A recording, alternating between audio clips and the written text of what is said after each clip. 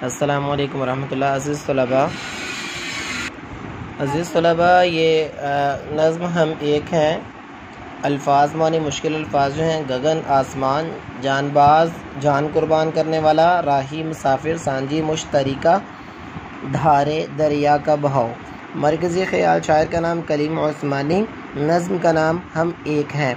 इस नज़्म में पाक वतन की आन बान शान वक़ार रुतबे और अज़मत को कौमी अज़मत के लिए पाकिस्तानी कौम के इतिहाद को उजागर किया गया है। जिस तरह चमन में फूल, दरियाओं में बहारें, दरियाओं में धारे, समंदर में लहरें एक हैं, इसी तरह हम सब पाकिस्तानियों के सुख और दुख एक हैं। हम इस वतन के लिए अपनी जान देने के लिए तैयार हैं।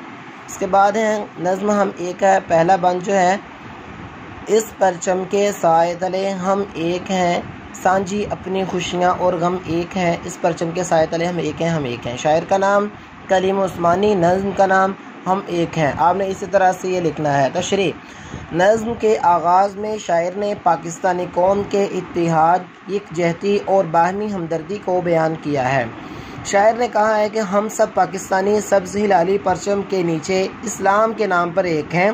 परचम की सरबुलंदी वो मकसद है जिसके लिए हर पाकिस्तानी दिन और रात कोशिश कर रहा है। हमारी कौम की खुशियाँ हों या गम, सब एक दूसरे के साथ बराबर के शरीक हैं।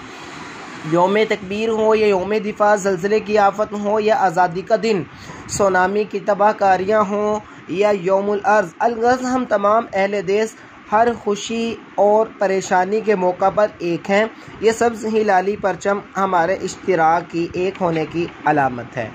ये अल्फाज मुश्किल अल्फाज आपने इसी तरह से तहरीर करने हैं और अच्छी तरह याद करने हैं। नज़्म का जो मरकज़ी ख्याल है उसको बहुत अच्छी तरह याद करके किसी को सुनाना है और फिर ज़ुबानी लिखना है। उसी तरह से आपने तशरीह ज़ुबानी पहले याद करनी है, फिर लिखनी है। इसके बाद ये जो ख़त है मामू के नाम ख़त, वादा याद दिलाने के लिए पैटर्न को आपने इसी तरह से